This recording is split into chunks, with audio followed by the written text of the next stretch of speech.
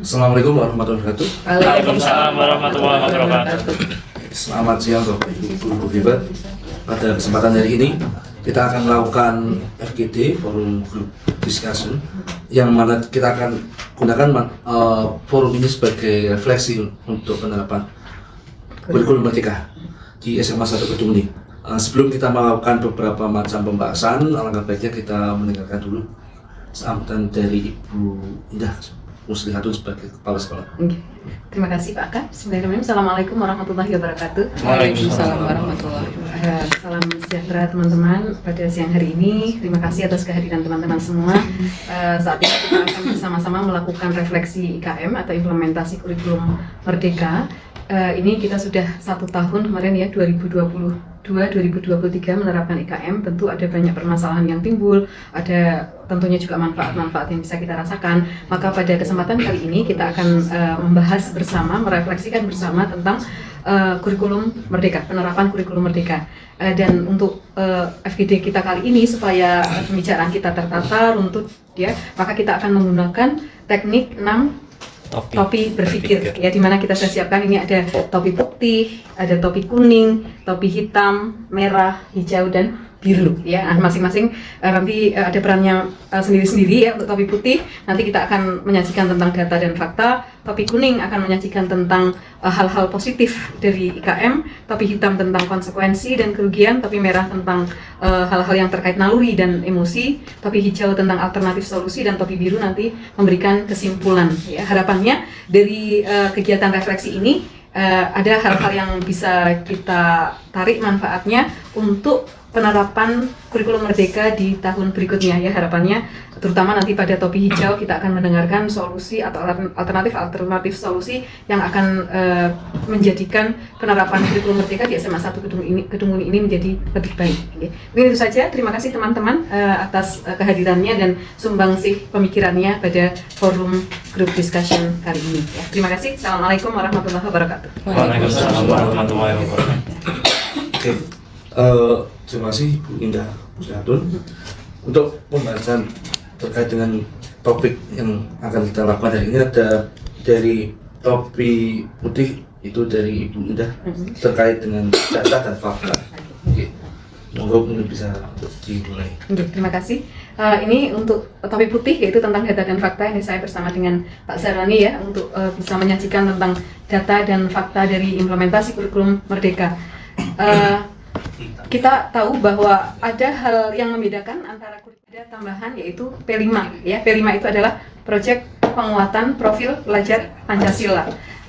Dan tujuan dari pembelajaran baik itu intrakurikuler maupun P5 maupun ekstrakurikuler, semuanya muaranya adalah untuk mewujudkan profil pelajar Pancasila. Di mana untuk profil pelajar Pancasila itu ada 6 dimensi yang menjadi target atau yang menjadi tujuan dari pendidikan atau pembelajaran yang kita terapkan, yaitu bahwa siswa itu memiliki yang pertama sifat beriman atau mempunyai karakter beriman, bertakwa, dan berakhlak mulia.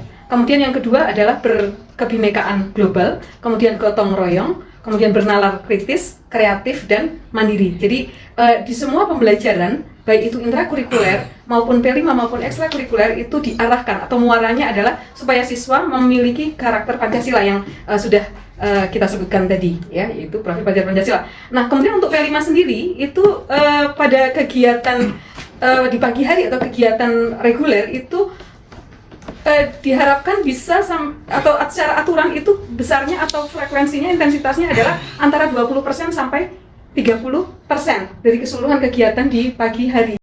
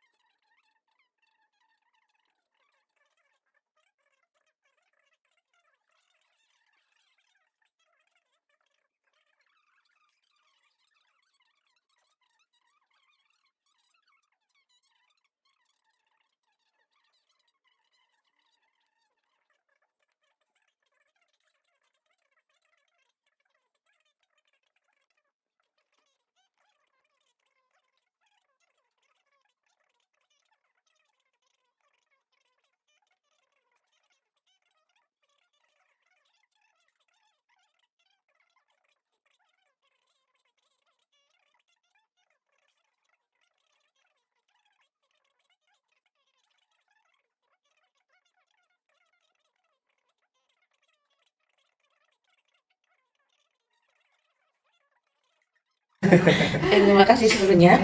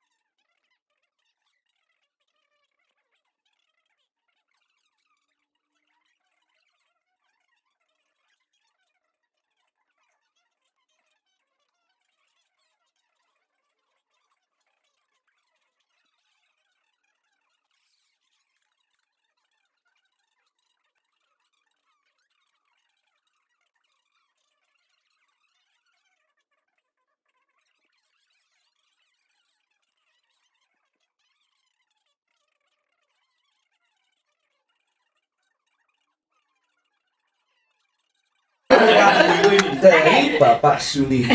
Oh, Pak Kusmanto. Silakan dulu yang paling siap siapa dulu mungkin? Pak Kusmanto sepertinya sudah siap dulu. Ya silakan. Terima kasih Iya. karena kurikulum 3 ini saya mendekati kelimanya. Jadi mungkin fasilitator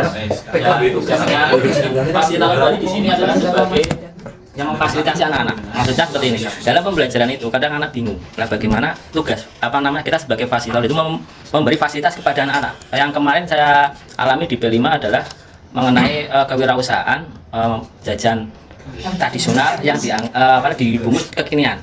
Nah, itu bagaimana caranya anak itu biar membuat jajan itu tidak hanya sekedar jajan saja. Nah, tapi perlu didatangkan mungkin dari ahlinya di situ biar jajan itu tidak seperti biasanya dikemas biar menarik, kemudian biar tahan lama, bahannya alami tapi bisa tahan lama. Itu bagaimana? Nah, itu kita yang mendatangkan ahlinya itu dari luar atau mungkin anak itu diajak keluar ke outing class ya, seperti itu. Jadi biar tahu seperti ini. Kalau Bapak Ibu di sini kan kewirausahaan, maaf ini belum ada yang tahu ya, maksudnya cara masak aja kadang beda-beda. Nah, kita lalu mengundang narasumber dari luar seperti itu. Nah, untuk yang selanjutnya Pak Suni. Kemudian Jangan mitra 5 ya. Terima kasih Pak Kusmanto tadi telah menyampaikan tentang P5. Ini tadi saya menangkap tentang kurikulum baru, kemudian ada berdiferensiasi, kemudian ada anak-anak belum bisa move on dengan mereka mandiri dengan ceramah guru, mereka lebih nyaman ya.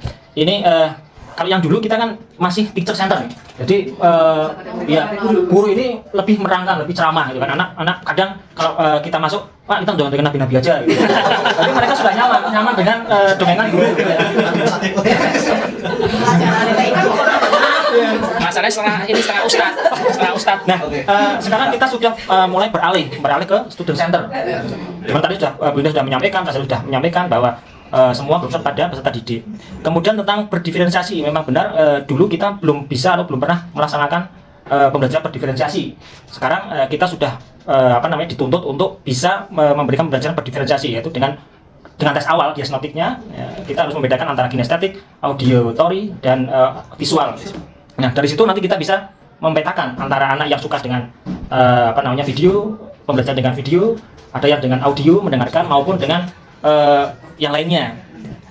Kemudian guru-guru ini juga dengan adanya IKM, implementasi kurikulum merdeka ini, guru-guru terutama guru yang tua ini belum bisa atau sering disebut dengan PTT. PTT apa ya? Pegawai tua. Itu masih belum bisa move on dengan kurikulum yang lama.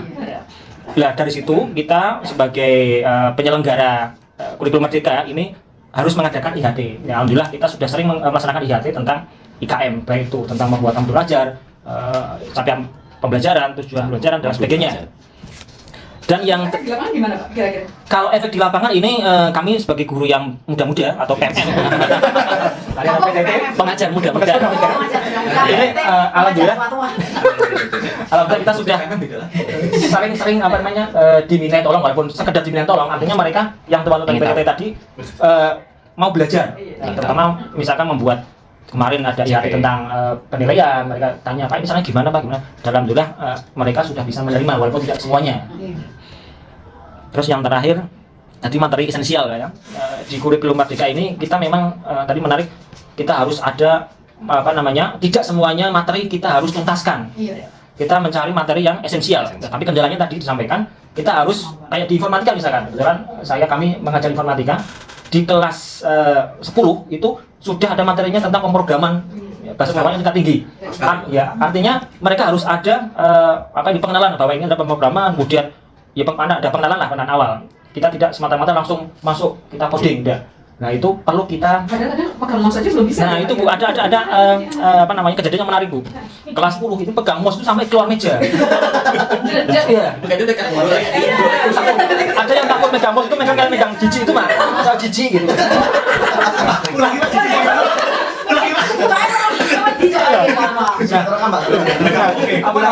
Terkadang itu anak seperti itu perlu pendampingan khusus karena kita sebagai guru kan sebagai penuntun ya, penuntun. Jadi yang diferensiasi itu seperti itu ya, kan ketika ada anak yang butuh pendampingan khusus ya diperhatikan. Betul. Cuman ya kendala di lapangan kita sebagai guru ya capek muter-muter ya, giling-giling. Mungkin sebagai penutup ya, ini kan guru sebagai kata namanya Ki Hajar Dewantara, ada ing ngaso sung tulodo ing madya mangun karso tuturi handayani. Ing ngaso sung tulodo itu sebagai guru itu harus sebagai contoh. Contoh di sini adalah sebagai contoh baik secara pribadian maupun tingkah laku. Contoh misalkan kalau kita sering ngajari anak-anak ini harus pakai pin, harus pakai sepatu hitam dan sebagainya, kita harus memberikan contoh. Kemudian ing madya mangun karso, kita sebagai guru kita memberikan penguatan kepada teman-teman, pada peserta didik supaya lebih maju. Kemudian terakhir adalah tuturi handayani. Di belakang kita memberikan dorongan, support supaya mereka lebih maju. Saya kira itu dari topi hijau yang dapat saya sampaikan. Mantap sekali pembicaraan dari